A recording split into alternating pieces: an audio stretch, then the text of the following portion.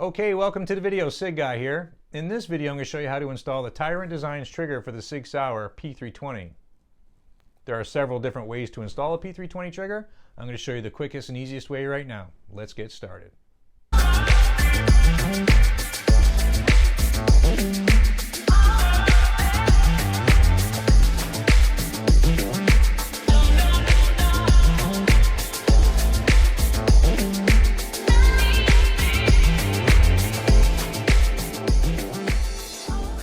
Today I'm going to be showing you how to remove the trigger in your SIG Sauer P320 and install the Tyrant Designs trigger. The first step when working on any firearm is to make sure we're working on a safe and clear firearm. So we're going to remove our magazine, lock our slide to the rear, physically and visually check to make sure there's no round in the chamber, no magazine, breech face, look away, do the same thing again, chamber, magazine, breech face. We are working on a safe and clear firearm. Next, we're going to remove the FCU, or the fire control unit, from the grip module. The fire control unit is the component that holds the trigger and all associated parts. The first thing we're going to do is rotate our takedown lever, release our slide and remove it. Now we're going to remove our takedown lever by rotating it and pulling it out, just like that.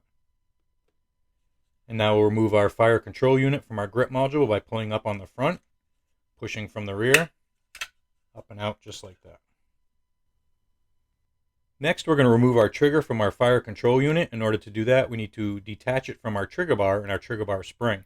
There are several different ways to do this. I'm going to show you the quickest and easiest way to do that right now.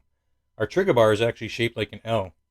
So it goes along this surface here, and then it bends around the back, right here, and it goes into this black portion, which is our sear housing. Captured by the sear housing.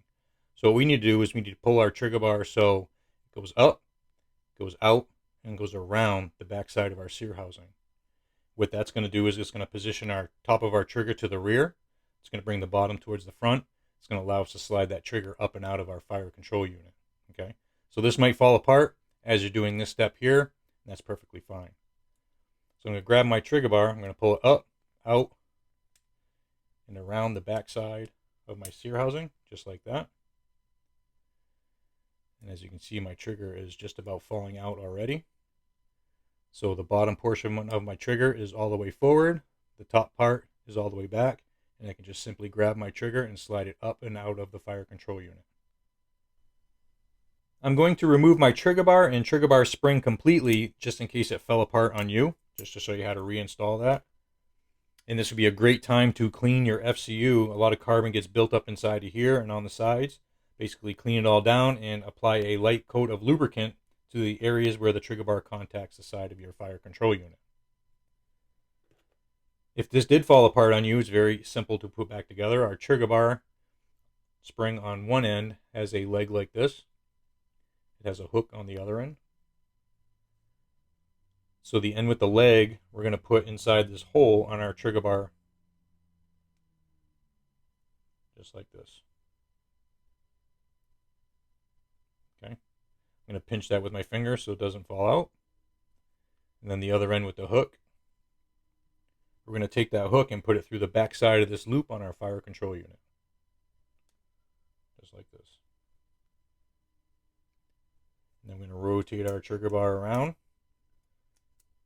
and place it against the side of our fire control unit, and making sure that the leg of our trigger bar is behind the back side of our sear housing, just like we disassembled it. And then I'm going to pinch it with my finger. Our fire control unit has this raised up section where the mag well is, and then it drops down here in the front. Our trigger bar needs to be flat against this surface here to install our trigger, just like that. Next, we'll be installing the Tyrant Designs trigger into our fire control unit, and there's several different things going on here all at the same time. First, we want to make sure we got some lubrication on the pin on the trigger that goes through the hole on our trigger bar. We also want a little bit of lube on the two pivot points here and here that contact our fire control unit.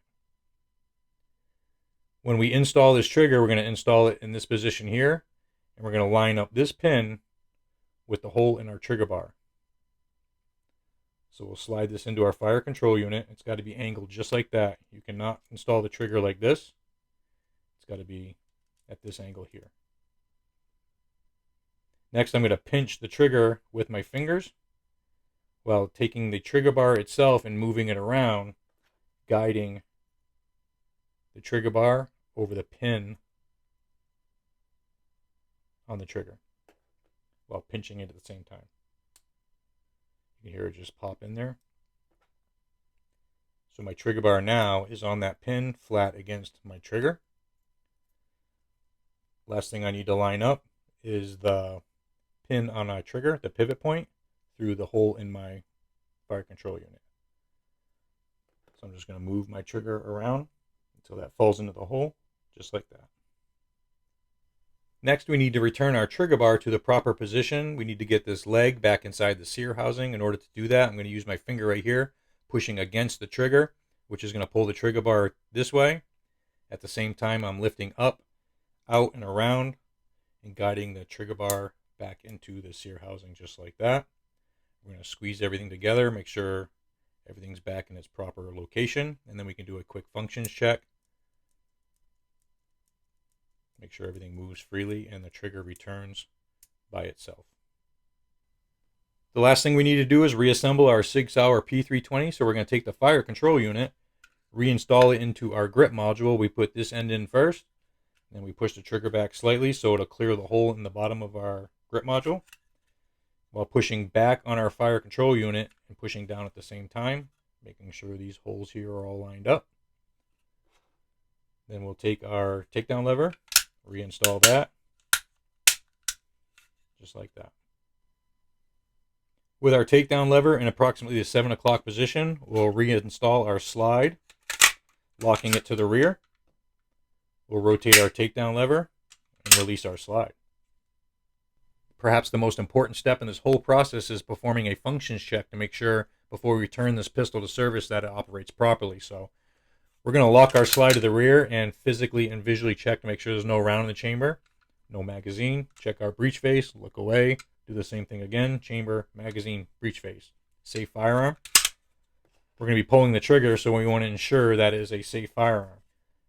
First, we're going to install a magazine, and this part of the functions check is going to make sure that the follower on the magazine pushes up on the slide catch, okay, and locks the slide to the rear when there's no more rounds in the magazine. So we're going to slowly bring our slide back, watching our slide catch, and making sure that the follower does in fact push it up into the notch on our slide.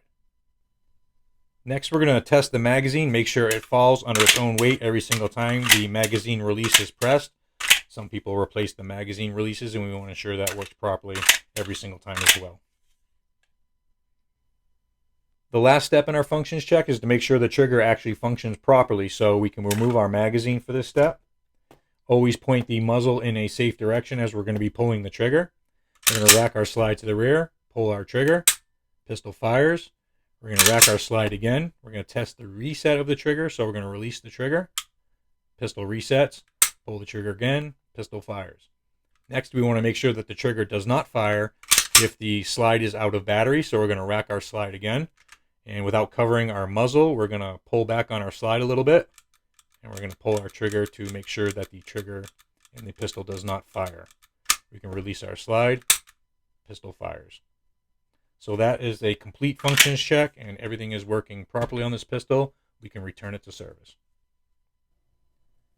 And there you have it. It's that easy to install the Tyrant Designs trigger in your SIG Sauer P320. As you can see, I actually have their compensator on this one as well.